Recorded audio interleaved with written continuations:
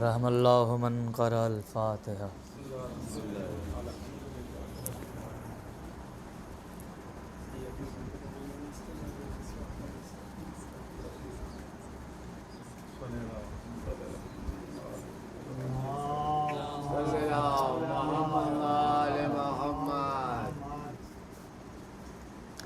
لا حول ولا قوة الا باللہ العلی العظیم۔ اعوذ باللہ من الشیطان الرجیم۔ بسم اللہ الرحمن الرحیم۔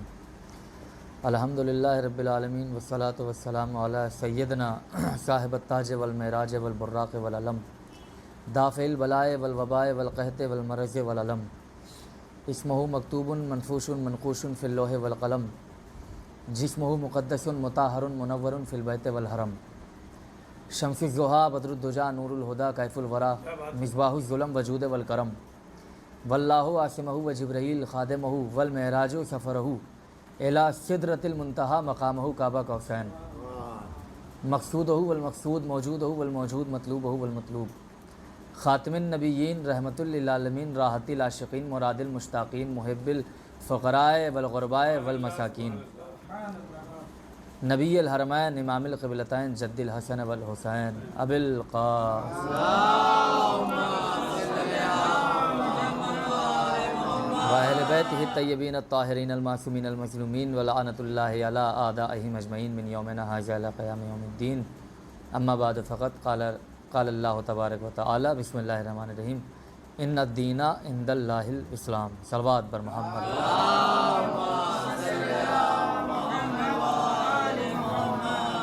آپ تمام مومنین کی بارگاہ میں حرف التماس ہے کہ ایک سورہ فاتحہ ارسال فرما دیں شرافت حسین ابن رضا حسین اور رضا حسین ابن ثابت حسین اور نازکی بیگم بنت حسین علی۔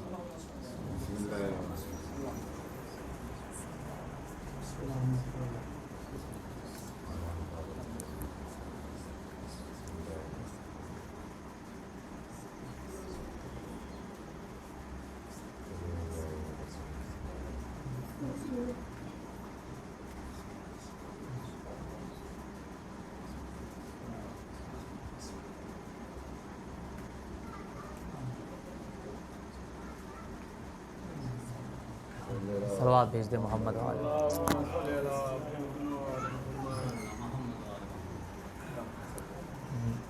برادران ایمان اور بزرگان ملت، ماتم داران سرکار سید الشہداء امام حسین علیہ الصلوۃ والسلام،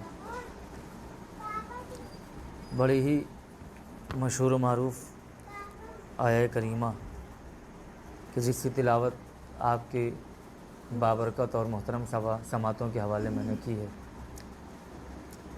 دیکھیے، میں سمجھتا ہوں غالباً بچہ اس کے مفہوم سے اور اس سے ترجمے سے واقف ہے۔ ارشاد ہو رہا ہے کہ اگر اللہ کے نزدیک کچھ ہے یعنی دین ہے تو وہ فقط دین اسلام ہے، اور پیغمبر نے صرف دین ہمارے حوالے نہیں کیا بلکہ یہ کہہ کے بات کو آگے بڑھائی کہ میں دو چیزیں ہی چھوڑ کے جا رہا ہوں، ایک اللہ کی کتاب اور دوسرے میرے اہل بیت اطہار۔ متوجہ رہیں، انشاءاللہ کچھ دیر کی گفتگو ہے اور بہت جلدی منزل اختتام پر پہنچ جاؤں گا۔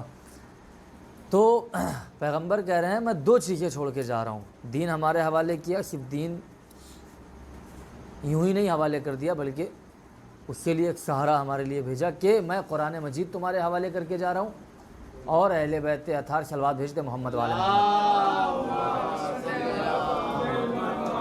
ایک اور صلوات بھیج دے محمد والے محمد۔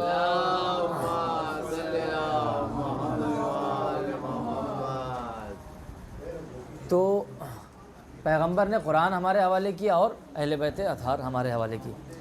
دیکھیے، یہ ہمارے سماج اور معاشرے کا ایک طریقہ ہے کہ جب ہمارے صلوات بھیجے محمد والے محمد،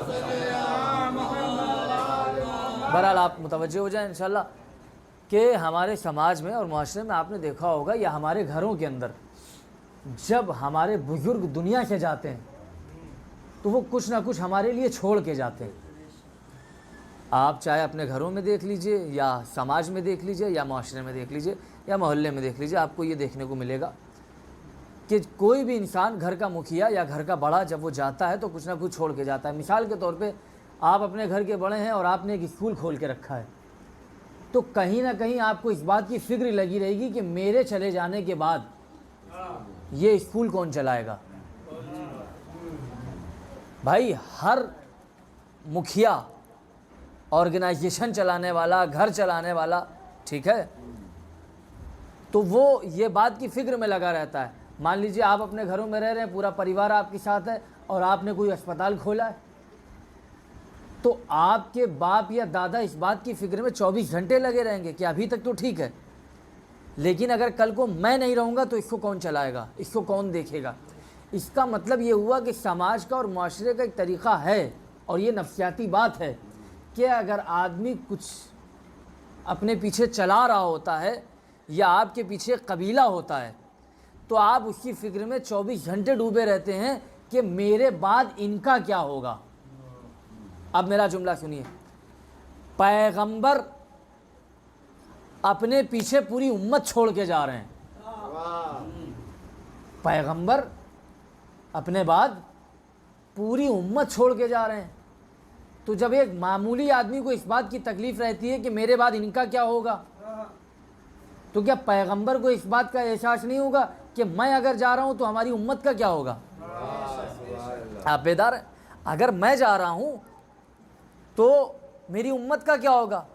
اور ایسا نبی کہ جو اس اعلان کے ساتھ جا رہا ہے کہ میرے بعد کوئی رسول نہیں آئے گا, میرے بعد کوئی نبی نہیں آئے گا, کوئی رسول نہیں آئے گا, تو اس نبی کو اتنا مضبوط اہتمام کر کے جانا چاہیے کہ قیامت تک ہدایت ہوتی رہے.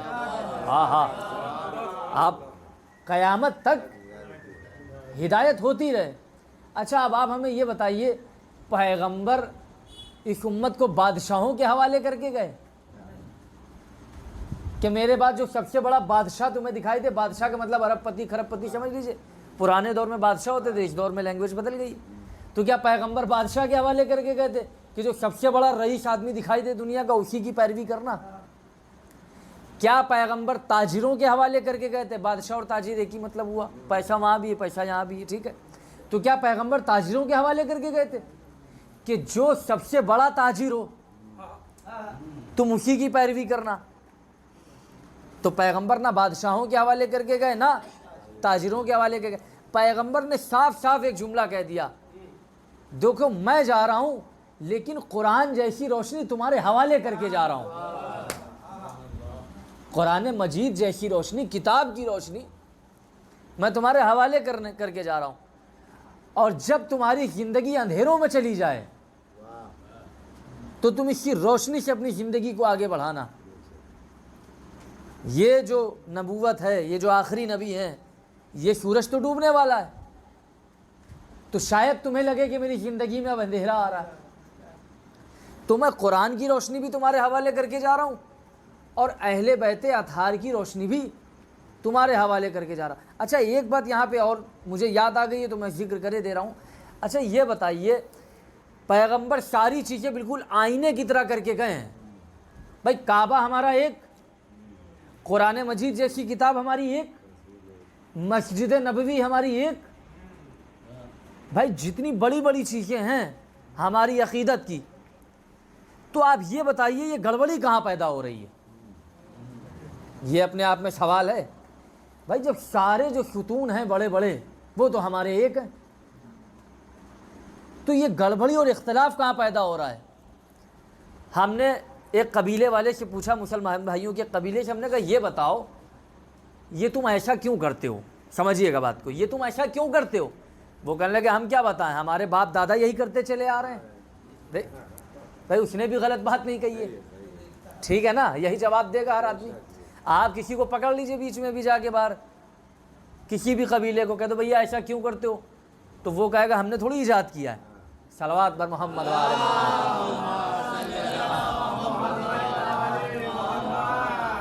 تو آپ اگر کسی خیمے میں چلے جائیے اور پوچھ لیجئے کہ بھائی یہ جو طور طریقے ہیں آپ کے یہ کیوں کر رہے ہیں, کوئی گڑبڑی اور اختلاف والی بات نہیں ہے, آپ ایسا کیوں کرتے ہیں, تو وہ ایک ہی سامنے کا جواب دے گا عقل مندی کا, کہ بھیا ہمارے باپ یہی کرتے چلے آ رہے ہیں, ہمارے دادا یہی کرتے چلے آ, دادا کے دادا یہی کرتے چلے آ رہے ہیں. آبا و اجداد ہمارے یہی کرتے چلے آ رہے ہیں. آپ دوسرے قبیلے کے پاس چلے جائیے مسلمان بھائیوں میں, آپ کو یہ بھیا تم یہ کیوں کرتے ہو, تمہارا طریقہ تھوڑا الگ ہے, تم یہ کیوں کر رہے ہو, تو ایک ہی جواب وہ بھی دے گا. وہ کہے گا ہم خود تھوڑی کر رہے ہیں, ہمارے باپ دادا یہی کرتے چلے آ رہے ہیں, ہمارے بزرگ یہی کرتے چلے آ رہے ہیں, وہ لوگ بھی یہی کر رہے ہیں. ہم نے کہا اچھا, تو ہم نے جا کے ہر خیمے میں اور ہر قبیلے میں جا کے پوچھ لیا. میں جب سب طرف پوچھ لیا تو اپنے آپ سے بھی تو پوچھو. ہاں بھائی, ہم نے ان سے بھی پوچھ لیا, ان سے بھی پوچھ لیا, ان سے بھی پوچھ لیا, سب طرف پوچھ لیا. اب ہم اپنے گھر کے اندر آ گئے. ہم آئے اپنے ابا حضور کے پاس, جن کے دادا خدا کے کرم سے باحیات ہیں, وہ اپنے دادا کے پاس چلے گئے کہ بھائی باپ سے بڑے یہ ہیں, باپ کے باپ یہ ہیں, ان سے پوچھو. تو وہ دادا کے پاس گئے, کہنے دادا یہ بتائیے آپ ایسا کیوں کرتے چلے. ارے کون سی ایسی تعلیم دادا آپ نے ہم کو دے دی ہے, ہر آدمی ہم ہی لوگ سے سوال کرتا ہے. کون سی تعلیم آپ لوگوں نے دی ہے, جس کو دیکھو پکڑ لیتا, بھیا یہ کیوں کرتے ہو, بھیا یہ مجلس کیا ہے, چلو بھائی ٹھیک ہے پوچھ رہے ہو, یہ بھیا پرچم نکالتے ہو یہ کیا ہے, یہ بھائی تابوت نکالتے ہو یہ کیا ہے, یہ بھائی گہوارہ اٹھاتے ہو یہ کیا ہے, یہ رجب و شعبان آتا ہے صلوات پڑھیں محمد والے محمد.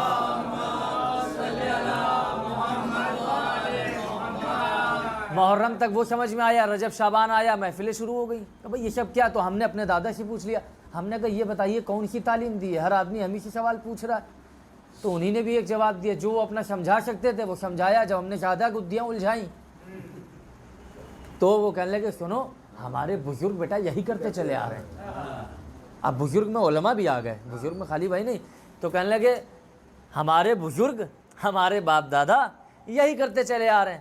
تو بھائی سب نے یہ جواب دیا کہ سب یہی کرتے چلے آ رہے ہیں, یہی کرتے چلے آ رہے ہیں.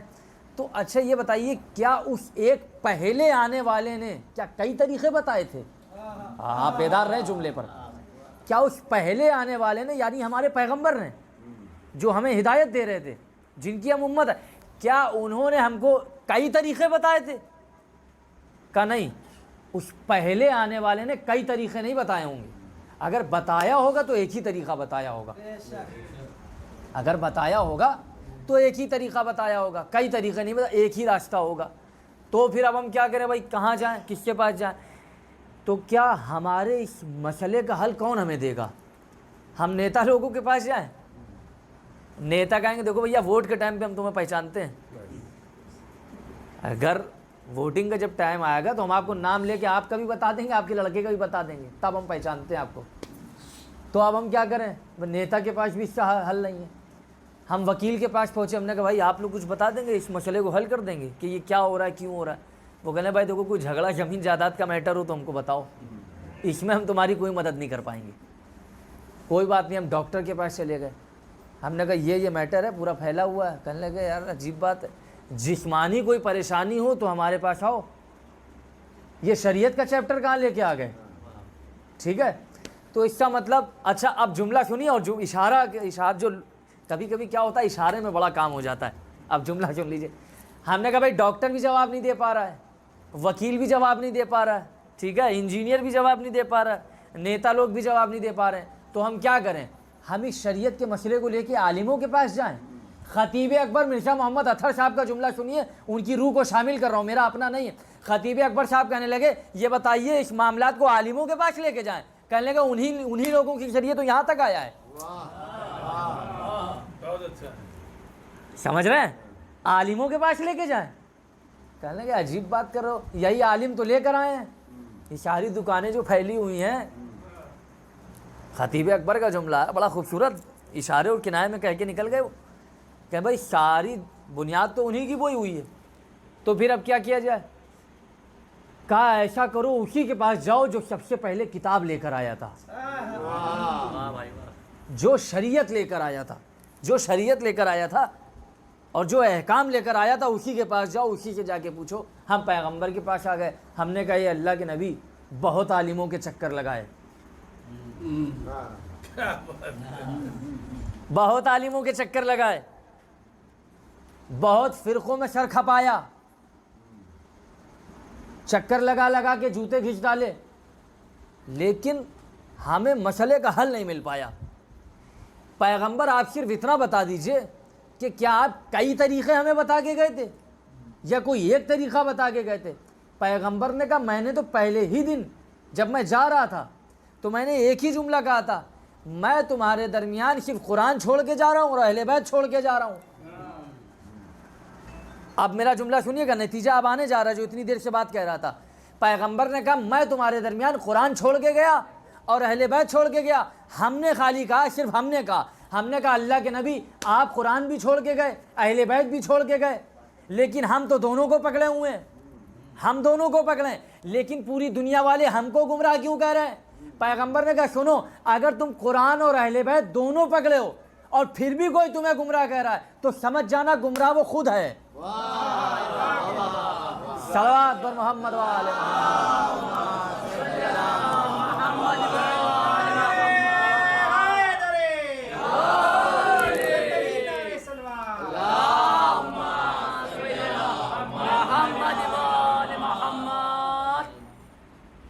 तुम्हारे दोनों हाथों में, एक तरफ कुरान मजीद, एक तरफ अहले बैत अतहार, और इसके बावजूद अब अगर तुम्हें कोई गुमराह कह दे, गुमराहियत का ठप्पा लगा दे, तो तुम ये आंख बंद करके कह देना गुमराह ये हैं, हम नहीं हैं, क्योंकि पैगंबर ने जो चीज़ें हमारे हवाले की वो हमारे पास है अल्हम्दुलिल्लाह। अब कुरान मजीद देखिए, कुरान मजीद का मामला यहाँ पर ये आ जाता है कि ये हमारी अपनी कोताही है और कमी है और लापरवाही है और लाइल्मी है, सारे लफ्ज़ रख दिए जो जहाँ सेट हो जाए, कि हम कुरान मजीद से वो चीज़ें निकाल नहीं पा रहे हैं जो कुरान में हमें निकाल लेनी चाहिए। ये हमारी अपनी कोताही है, ये हमारी अपनी गड़बड़ी है, ये हमारी लियाकत की कमी है, इल्म की कमी है, सलाहियत की कमी है। हम एक मिसाल दे दें ताकि बात छोटे बच्चों तक पहुंच जाए। यहाँ पे कुछ नौजवान बैठे, देखिए आप हमें ये बताइए कि बायो की किताब, जो डॉक्टर जिससे MBBS करता है उनकी किताब, प्रोफेशनल बाकायदा डॉक्टर की किताब, एक डॉक्टर की किताब ले जाके आप एक इंजीनियर के, जो अपनी फील्ड का माहिर है इंजीनियर, आप इंजीनियर के हवाले कर दीजिए, कह दिए पढ़ के बताओ, पूरी समझ लोगे? देखिए समझिएगा मेरे मिसाल को भाई, आप वो डॉक्टर की इतनी मोटी किताब बायो की पूरी, और ये ले जाके आपने क्या कहते हैं, सलवात भेजे मोहम्मद वाले मोहम्मद। थोड़ा थोड़ा और आगे आ जाए, थोड़ा थोड़ा और आगे आ जाए, सलवात भेजते रहे मोहम्मद वाले मोहम्मद। एक और बुलंद तरीन सलवात भेजते मोहम्मद वाले। बैठ जाओ। तो ये आप समझ रहे हैं, डॉक्टर की बायो की किताब आपने ले जाके अपनी फील्ड के इंजीनियर को दे दी और कहने लगा कुछ आप क्या बताइए। मैं आपसे दावा कर रहा हूँ वो किताब वहीं रखे रखे सड़ जाएगी, ख़राब हो जाएगी, लेकिन वो एक मतलब नहीं निकाल पाएगा। आप समझ रहे हैं, एक मतलब नहीं निकाल पाएगा। मैं आपसे ये कह रहा हूँ कि आप M.Tech की किताब, इंजीनियर की किताब आप ले जाके अब डॉक्टर को दे दीजिए। डॉक्टर कितना पढ़ा लिखा होता है, लेकिन उसकी सारी पढ़ाई लिखाई रखी के रखी रह जाएगी। आप मेरी मिसाल समझिएगा। मैंने कहा भाई किताब तो बहुत अच्छी है, भाई ये किताब भी बहुत अच्छी, ये किताब भी बहुत अच्छी, किताबों में कोई कमी नहीं है। कहा आप समझे नहीं, जो किताब लेके बैठा है उसकी सलाहियत कम है। क्या जुमला था मिसाल को समझाने के लिए। भाई किताबें तो दोनों बहुत अच्छी हैं, लेकिन जो इसको लेकर बैठा है खोल के, उसकी लियाकत कम है, उसका इल्म कम है, उसकी सलाहियत कम है। तो मामला कुरान मजीद में गड़बड़ी नहीं है, गड़बड़ी हमारे अंदर है कि हम कुरान को पढ़ नहीं पा रहे हैं। सलाहियत की कमी हमारे यहाँ है, लियाकत की कमी हमारे यहाँ है कि हम कुरान मजीद को समझ नहीं पा रहे हैं। वरना कौन सा ऐसा खुशको तर है जो कुरान मजीद के अंदर मौजूद नहीं है। कुरान ने तो खुद ऐलान कर दिया है कि पूरी कायनात किताब में सिमटी हुई है, ज़र्रा ज़र्रा कुरान के अंदर सिमटा हुआ है। तो इसका मतलब ये हमारी अपनी कोताही है। और जब हम कुरान, भाई जब हम कुरान का जिक्र करते हैं तो अहले बैत का भी जिक्र करते हैं। हमारे लिए तो नामुकम्मल है कि हम खाली कुरान पढ़ के चले जाएं और अहले बैत की बात ना करें। अच्छा, दुनिया का मामला ये होता है, बरसात भी हो रही तो मैं फ़ायदा उठा लूँ, दुनिया का मामला ये है कि ये बरसाती नालों की तरह दिमाग खुल जाते हैं लोगों के और एतराज़ करना शुरू कर देते हैं कि भैया हर वक्त अहले बैत करोगे, हर वक्त मनाक़िब अहले बैत, हर वक्त बुलंदी अहले बैत, हर वक्त मर्तबा अहले बैत। हाँ तो करेंगे। हमने कहा अच्छा ये बताओ, हर वक्त 24 घंटे कुरान करते हो तब नहीं? नहीं, इशारा नहीं समझे, जवानों के लिए बता दूं, ہم نے کہا ہم ہر وقت اہل بیت کر رہے ہیں، اور جو ہر وقت قرآن مجید ہو رہا ہے، یہ کیا مطلب ہے؟ کہ اس کا مطلب تو ہم سمجھ ہی نہیں پائے، قرآن مجید ہو رہا، ہر وقت قرآن ہو رہا ہے، اس کا کیا مطلب ہے؟ ہم نے کہا نہیں سمجھے، میں بتا رہا ہوں۔ ہم نے کہا یہ بتاؤ نماز پڑھتے ہو کہ نہیں؟ کہنے ہاں پڑھتے ہیں۔ بھائی نماز تو واجب ہے۔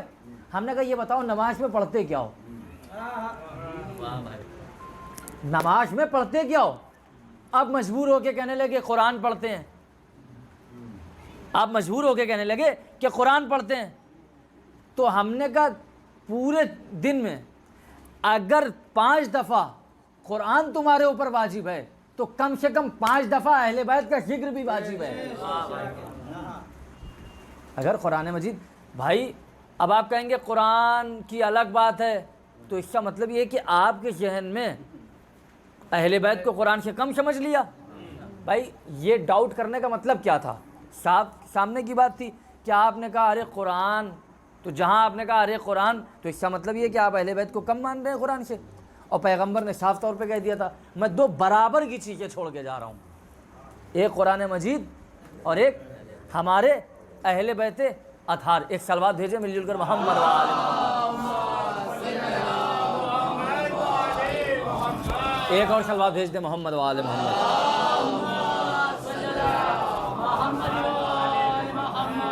اور ایک بات اور بتا دوں، جو ظاہری طور پہ قرآن پڑھا جا رہا ہے، میں آپ سے یہ کہہ رہا ہوں کہ اگر مان لیجئے کوئی بہت بہترین عربی جاننے والا، عربی پڑھنے والا، عربی سکھانے والا، میری بات کو سمجھیے گا قرآن مجید کے حوالے سے، دیکھیے ہم لوگ اگر کسی کو قرآن پڑھانے پر آ جائیں گے تو یقین مانیے اسے گمراہ کر دیں گے۔ میں اپنے لفظوں کا ذمہ دار ہوں، آپ یہ نہ کہیے گا لے قرآن سے کہاں گمراہی آ گئی۔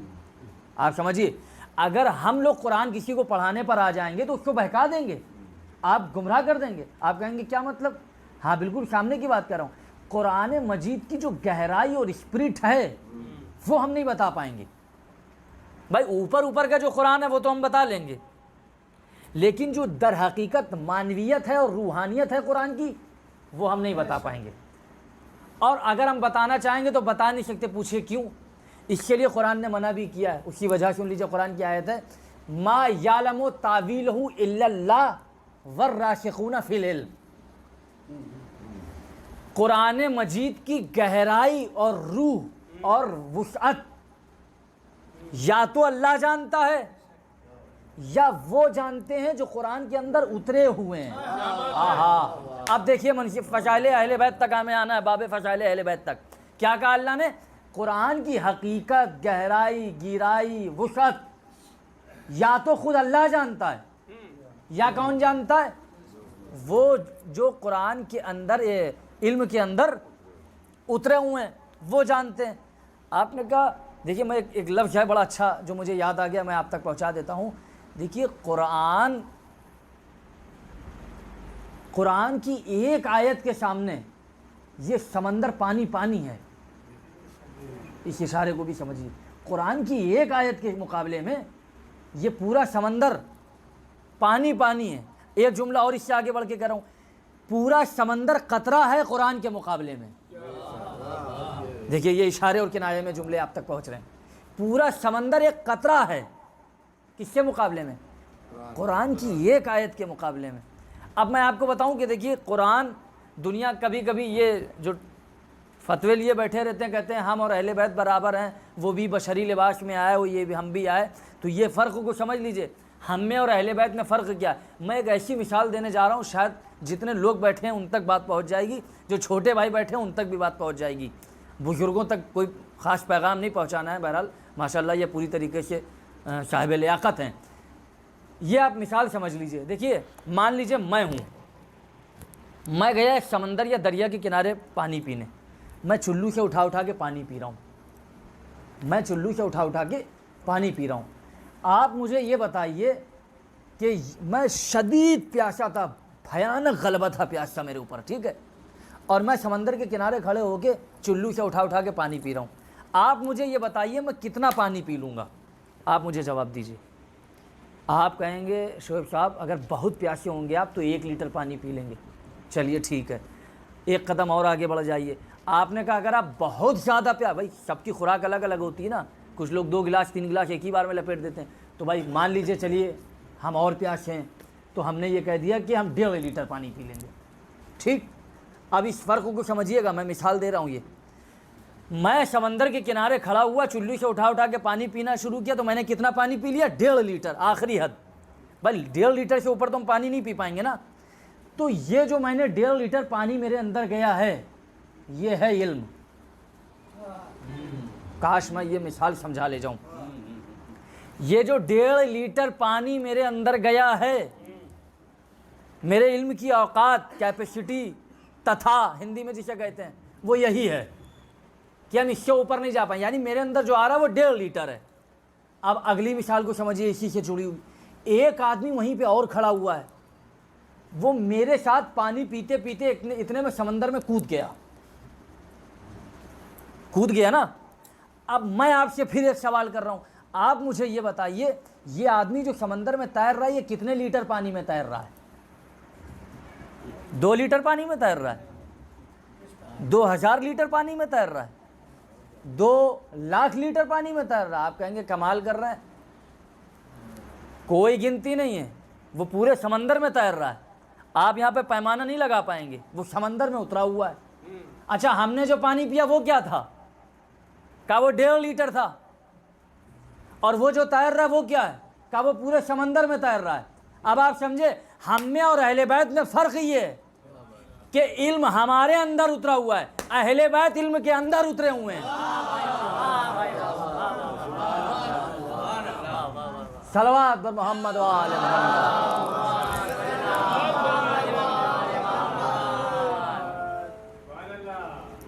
تو آپ سمجھے ہم میں اور اہل بیت میں فرق کیا؟ میں یہ 1.5 لیٹر جو پانی گیا یہی علم ہے. اور اہل بیت اطہار والراسخون فی العلم, قرآن مجید کہہ رہا ہے. یا اللہ جانتا ہے علم کے بارے میں, قرآن کے بارے میں, یا وہ جانتے ہیں جو اس کے اندر اترے ہوئے ہیں. اب آپ سمجھ آئے اترے ہوئے لوگ کون ہیں؟ یہ اترے ہوئے کا اشارہ صرف اہل بیت کے لیے, دنیاوی لوگوں کے لیے اشارہ نہیں ہے, اہل بیت کے علاوہ. اچھا, ایک چیز اور سن لیجئے. دیکھیے, مان لیجئے میں یہاں پر بیٹھا ہوں, چلیے میں کسی اور کی مثال دے دیتا ہوں. ہمارا کوئی بھائی یہاں پر بیٹھا ہوا ہے اور وہ راستے سے آ رہا تھا, اس کی جیب میں, یہ بھی فرق ہے ہم میں اور اہل بیت میں, دنیا والوں میں اور اہل بیت میں, کہ اس کی جیب میں کم سے کم 20,000 روپے کی گڈی پڑی ہوئی ہے, لیکن سب 100 کے نوٹ ہیں.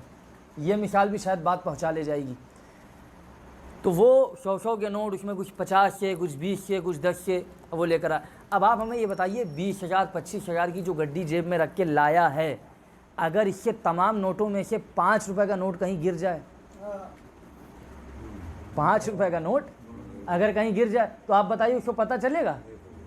سوال ہی نہیں پیدا ہوتا. مان لیجئے 10 روپے کا نوٹ گر جائے, اس کو اور پلٹ دیجئے مثال کو. سکوں کے جو 10 روپے کے سکے ہیں وہ جیب میں بھرے ہوئے, 500 600 1200 جو کہہ لیجئے, اور اس میں سے 10 روپے کا سکہ آتے میں بیچ میں کہیں گر گیا. اب آپ یہ بتائیے, جو اتنی بھاری تھیلی لیے بیٹھا ہے, اس کو پتہ چلے گا کہ 10 روپے کا سکہ گر گیا ہے؟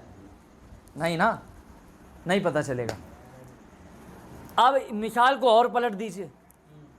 مان لیجئے کہ میں ہوں, میری جیب کے اندر 1 روپے بھی نہیں پڑے ہیں, تو دوسرے پہ دیں گے آدمی برا مان جائے گا.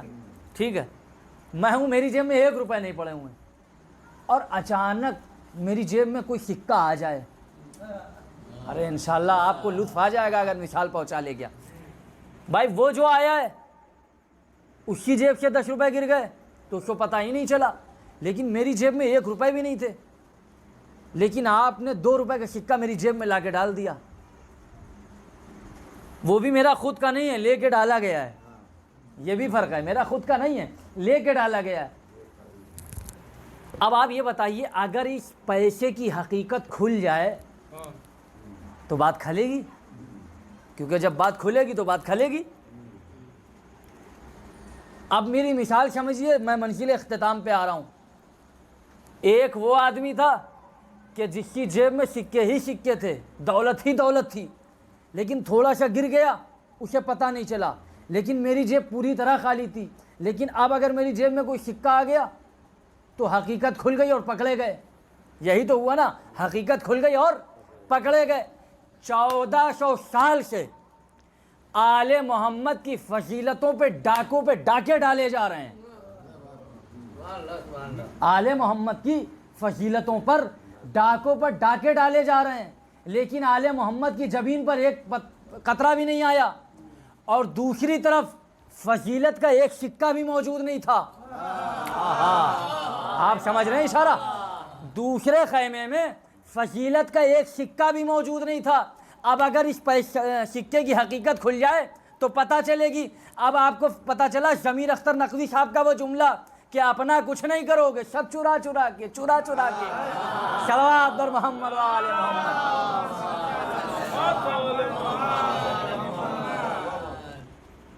تو آل محمد کیا فضیلتوں کے اتنے انبار لگے ہوئے ہیں کہ چوری کرنے والا کچھ چرا بھی لیتا ہے لقب، پر لقب ہی تو چرائے جاتے ہیں. وہاں لقب اگر چوری بھی ہو گئے تو ان کی زمین پر ایک شکن نہیں آتی ہے، کیونکہ وہاں فضیلتوں کا انبار ہے. لیکن ایسا خیمہ کہ جو فضیلتوں کے معاملے میں کنگال ہو، تو وہ اگر چوری کرے گا تو پکڑا جائے گا کہ یہ فضیلت تو یہاں کی تھی، تمہارے یہاں کیسے آ گئی؟ ٹھیک ہے بھئی، یہ فضیلت تو یہاں کی تھی، آپ کے دامن تک کیسے آئی؟ دیکھیے یہی ہے عشق اہل بیت، اور یہی ہے. میں ایک آخری بات کہہ رہا ہوں اور اس کے بعد ربط مشاہد پہ. جب آدمی اس در سے جڑ جاتا ہے اور اس دربار سے جڑ جاتا ہے تو آپ دیکھیے کتنا محترم ہوتا چلا جاتا ہے. فارس کا رہنے والا سلمان جب معرفت اہل بیت کا عصا لیے ہوئے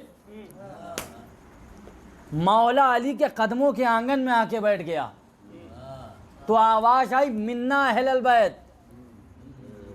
سمجھ رہے ہیں؟ یہ میرے اہل بیت میں سے جو مولا علی کے قدموں کے آنگن میں آ کے بیٹھ جائے وہ منا اہل البیت ہو جائے، اور جو علی کی گود میں پل کے بڑا ہو جائے،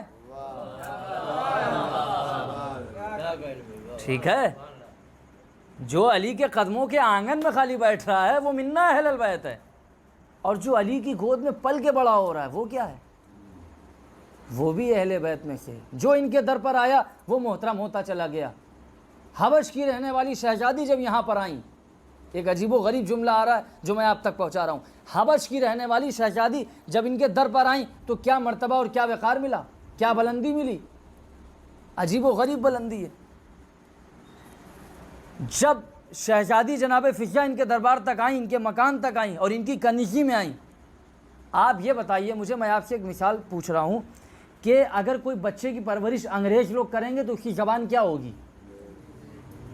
انگریزی. اگر ایک بچے کی پرورش عربوں نے کی، عربیوں نے، تو عربی بولے گا. ایک بچے کی پرورش ایرانیوں نے کی تو ایرانی بولے گا. تو جو جس زبان میں اور معاشرے میں رہ رہا ہوتا ہے وہ وہی زبان بولتا ہے. ٹھیک ہے، جو جس ماحول میں، سماج میں، کلچر میں رہ رہا ہوتا ہے وہ وہی زبان بولتا ہے. اب میں نے تاریخ سے بڑھ کے پوچھا، ہم نے کہا ہمیں ذرا یہ بتاؤ جناب فضہ کی زبان کیا تھی؟ عجیب و غریب لمحہ ہے. یہ بتاؤ جناب فضہ کی زبان کیا تھی؟ تو تاریخ نے بتایا کہ 20 سال تک جناب فضہ نے قرآن پڑھا. کیا کہا؟ 20 سال تک جناب فضہ نے قرآن پڑھا. اور جب شہزادی فضہ سے پوچھا آپ کی زبان ہے کیا، تو انہوں نے کہا قرآن قرآن قرآن. شہزادی فضہ نے پوری دنیا تک یہ پیغام پہنچایا کہ میں انسانوں کے بیچ میں نہیں رہ رہی ہوں، بولتے ہوئے قرآنوں کے بیچ میں رہ رہی ہوں.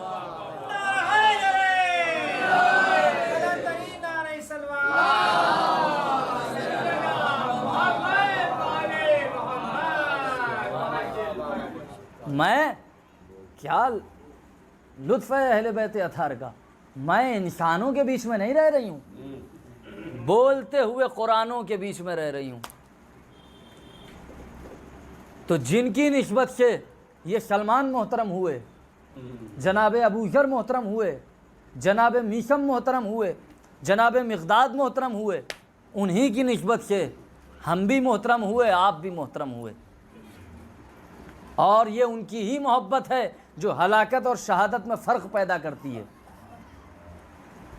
ایک طبقہ ایسا بھی ہے، بس بالکل آخری بات ہے 1.5 سے 2 منٹ کی، وہ کہنے لگے، ہم نے کہا دیکھو ہم تو علی کی محبت میں مریں گے تو شہید کہلائیں گے، کہنے لگے آپ لوگ کی ابھی مبالغہ بہت ہے۔ ہم نے کہا اچھا، کہنے لگے غلو بہت ہے۔ غلو ٹھیک ہے ہمارے چھوٹے بھائی، غلو کا مطلب ہوتا ہے بڑھا چڑھا کے بتا دینا، ٹھیک ہے؟ مثال کے طور پہ مجھ کو بیٹ پکڑنا بھی نہیں آتا ہے، آپ کہہ دیجئے کہ کیا اچھی سینچری ماری ہے، ٹھیک ہے؟ یہ ہوتا ہے غلو، یہ سمجھانے کے لیے کہا تھا، ورنہ میں یہ سب مثالیں دیتا نہیں ہوں۔ تو ہمیں تو بیٹ پکڑنے کی بھی تمیز نہیں ہے، آپ کہہ رہے ہیں بہت اچھا، یہ کہلاتا ہے مبالغہ۔ اچھا ہمیں یہ نہیں سمجھ میں آتا ہے پوری دنیا پوری زندگی مبالغہ کا لفظ کہیں بولے یا نہ بولے، اہل بیت کے معاملے میں ان کو یاد آ جاتا ہے۔ یہ بھی آپ نے دیکھا ہوگا، ارے وہ غلو کر دیا، ارے وہ مبالغہ کر دیا، کہاں ہلاکت اور کہاں شہادت۔ ارے تو علی کی محبت میں اگر کوئی دنیا سے جائے گا تو وہ شہادت تو ہے۔ اچھا ایک طبقہ اور ہے دنیا میں رہ رہا ہے، وہ پتہ ہے کیا کہتا ہے؟ وہ کہتا ہے کہ آپ تو یہ کہتے ہیں کہ آپ جب دنیا سے مر کے جائیں گے تو آپ کا مولا آپ کی قبر میں آئے گا۔ ہم نے کہا ہاں آئے گا، اور مولا نے خود کہا ہے کہ پریشان نہ ہونا، میں بالی پہ آ کے بیٹھوں گا، فکر مت کرنا چاہنے والوں۔ یہ اپنے چاہنے والے، اپنے ماننے والے، اپنے شیعوں کے لیے میرے مولا کا پیغام ہے کہ فکر نہ کرنا، جب تم قبر میں جاؤ گے تو بالی پہ چرانے آ کے میں بیٹھوں گا، میں تمہارے پاس آؤں گا۔ ایک طبقہ دنیا میں منافقت کی دنیا میں شور مچا، منافقت کی دنیا میں شور مچا، کہنے لگے یہ کیسی بات ہے، کہاں قبر اور کہاں آپ کے مولا؟ ارے ٹنو من تو مٹی لدی رہتی ہے اور یہ موٹے موٹے لکڑی کے پٹرے لگے رہتے ہیں، آپ بھی بڑی عجیب و غریب بات کرتے ہیں، قبر کے اندر آپ کا مولا آ جائے گا؟ ارے عجیب و غریب جملہ آنے جا رہا، آپ بولتے رہ جائیں گے، میں خاموش رہوں گا۔ وہ کہنے لگے یہ کیا بات ہے، اتنی مٹی لدی ہوئی ہے ٹنو ٹن، اور اتنے موٹے موٹے پٹرے لگائے گئے ہیں، کہاں آپ کا علی آ جائے گا؟ پٹرے لگے ہوئے ہیں میاں، پٹرے قبروں پہ نہیں لگے ہیں، دشمن علی کی عقلوں پہ لگے ہیں۔ دشمن علی کی تمہاری عقلوں پہ پٹرے پڑے ہوئے ہیں، تمہاری عقل پٹرا گئی ہے۔ ہاں ہاں، تو وہاں کہاں آ جائے گا؟ اب جملہ سن لیجئے اور بات تمام ہو رہی ہے۔ وہاں کہاں قبر کے اندر اتنے پٹرے، اتنی مٹی، اتنے پٹرے، اتنی مٹی۔ ارے جس کو خانہ کعبہ کی دیوار نہ روک پائے،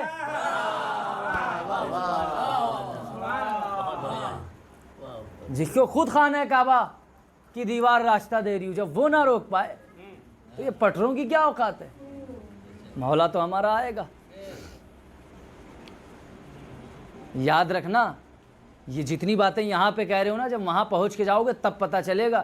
پیغمبر نے کہا تھا، اور یہ معصومین کا قول بھی ہے، کہ ہر انسان محشر میں اپنے امام کے ساتھ بلایا جائے گا، جیسا تمہارا امام ہوگا ویسا ہی تمہارا انجام ہوگا۔ یہاں جتنا کہنا کہہ لو، لیکن جب وہاں پہنچو گے تب تمہیں پتہ چلے گا کہ حقیقت کیا تھی اور افسانہ کیا تھا۔ صلوات پڑھیں محمد وعلیہ۔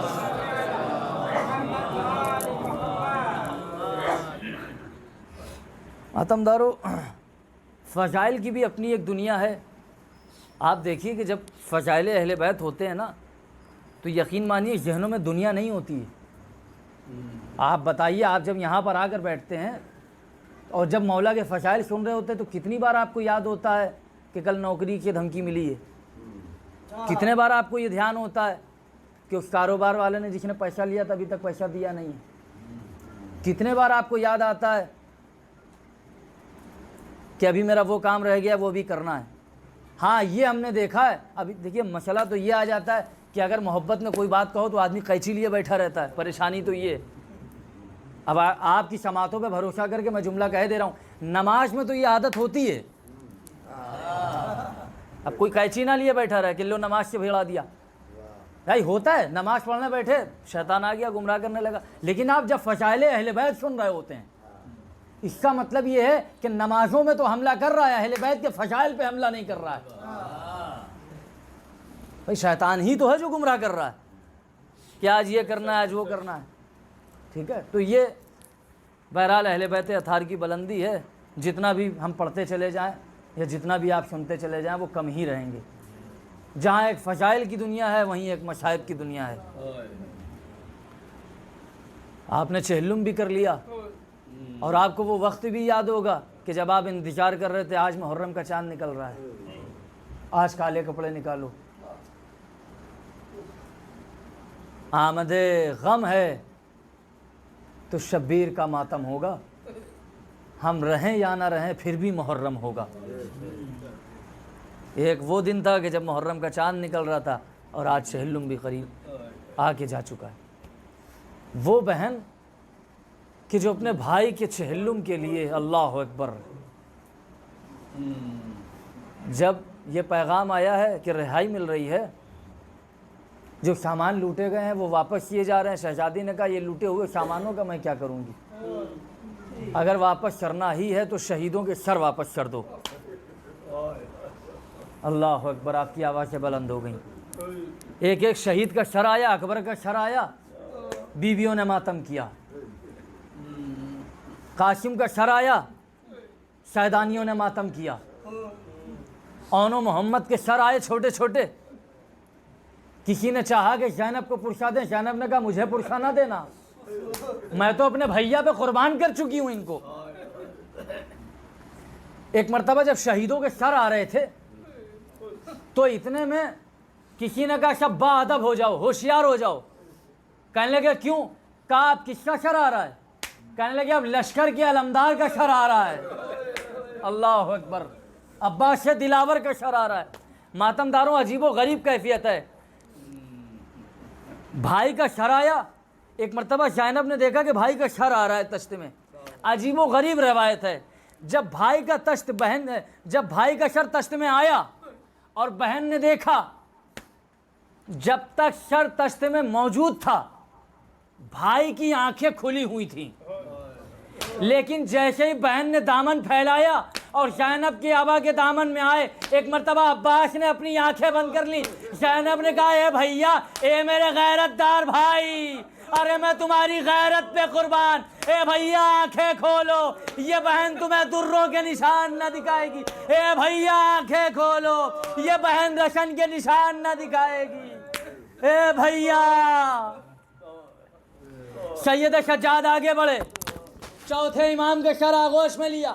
شہدانیوں نے سوچا ماتم کریں گے، شہدانیوں نے سوچا اہو بقا کریں گے۔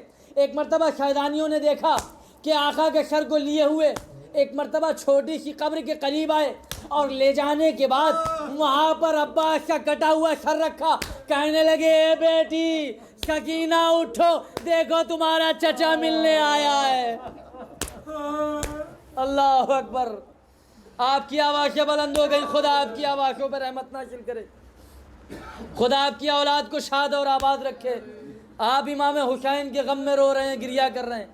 لیجئے رہائی ملی، اور رہا ہونے کے بعد جب مدینے آئے، ہر بی بی نے، بس آخری منزل مجلس تمام ہو رہی، ہر بی بی نے اپنے آپ کو ناقے سے اتارا، لیکن زینب وہ بی بی ہے کہ جس نے اپنے آپ کو ناقے سے گرا دیا، اور ایک مرتبہ کونیوں کا سہارا لے کے نانا کی مرکت پہ آئیں، اور آنے کے بعد کہنے لگی نانا ارے تیری نواسی لٹ کے آئی ہے، اے نانا ارے غم تو اس بات کا ہے کہ زینب زندہ لوٹ کے آ گئی، اے نانا ارے وہ ظلم بہت پچھتائے گا جو زینب پہ نہ کیا گیا، اے نانا اگر یہ نامحرم نہ ہوتے تو زینب تمہیں بازوؤں کے نشان دکھاتی، اے نانا زینب کو کھڑا رکھا گیا، بازار سجایا گیا، کھولتا ہوا پانی پھینکا گیا۔